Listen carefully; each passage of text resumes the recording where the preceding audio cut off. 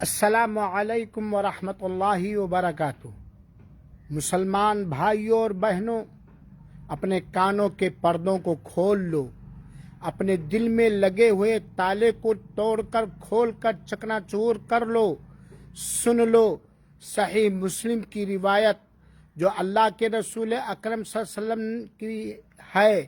حضرت ابو ہریرہ رضی اللہ تعالی عنہ بیان فرماتے ہیں، الا ادلکم علی ما یمحو اللہ بہ الخطایا ویرفع بہ الدرجات، قالوا بلا یا رسول اللہ، قال اسباغ الوضوء علی المکارہ وکثرۃ الخطا الی المساجد وانتظار الصلاۃ بعد الصلاۃ ذالکم الرباط، رواہ الامام مسلم۔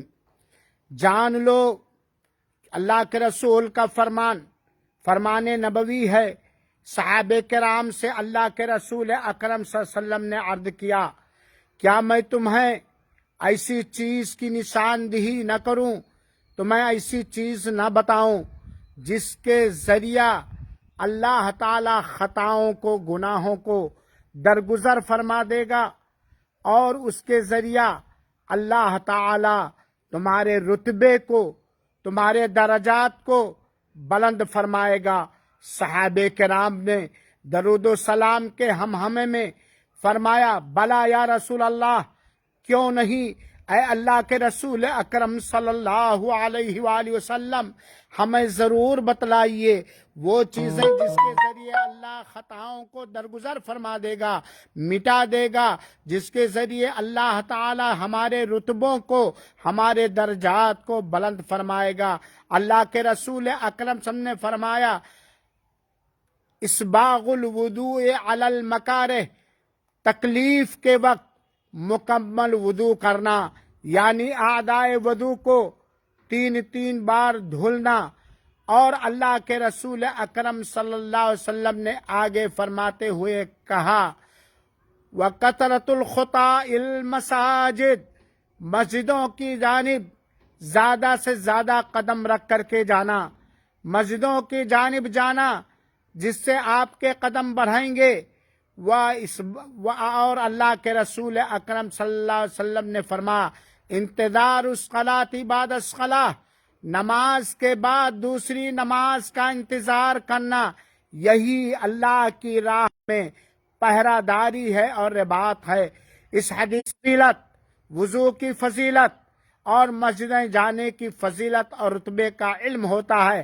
آج ہمارے کتنے مسلمان بھائی ہیں جو بالکل نمازوں سے دور ہیں، نمازوں سے لاپرواہ ہیں، مسجدوں کو آباد نہیں کرتے، نبی کریم صلی اللہ علیہ وسلم کی سنت کے مطابق کامل وضو نہیں کرتے۔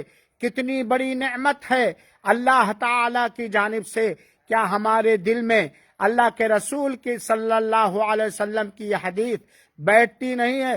لوگوں، نماز کے پابند ہو جاؤ، جیسا اللہ کے رسول اکرم صلی اللہ علیہ وسلم نے نماز پڑھنے کا حکم دیا ہے۔ وضو مکمل کیا کرو، چاہے وہ ٹھنڈی کا موسم ہو، پانی سرد ہو یا گرم ہو، وضو کو مکمل کیا کرو اور مسجدوں برابر جایا کرو۔ جتنا ہی قدم آپ رکھیں گے اس میں آپ کے لیے خیر و بھلائی ہے۔ یہ اللہ کی راہ میں جہاد کرنے کے برابر اجر و ثواب کا باعث ہے۔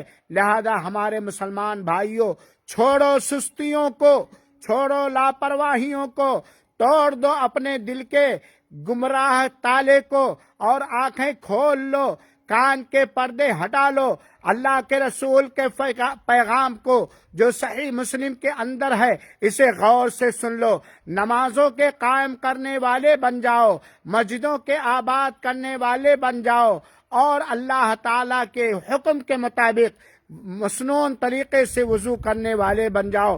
اللہ تعالیٰ سے دعا ہے کہ اللہ تعالیٰ ہم تمام مسلمانوں کو نماز کا پکا قائم کرنے والا بنا دے، نماز کی محبت ہمارے دلوں میں ڈال دے، نماز چھوڑنے سے، نماز میں سستی کرنے سے، نماز کے بارے میں لاپرواہی کرنے سے ہمیں بچائے۔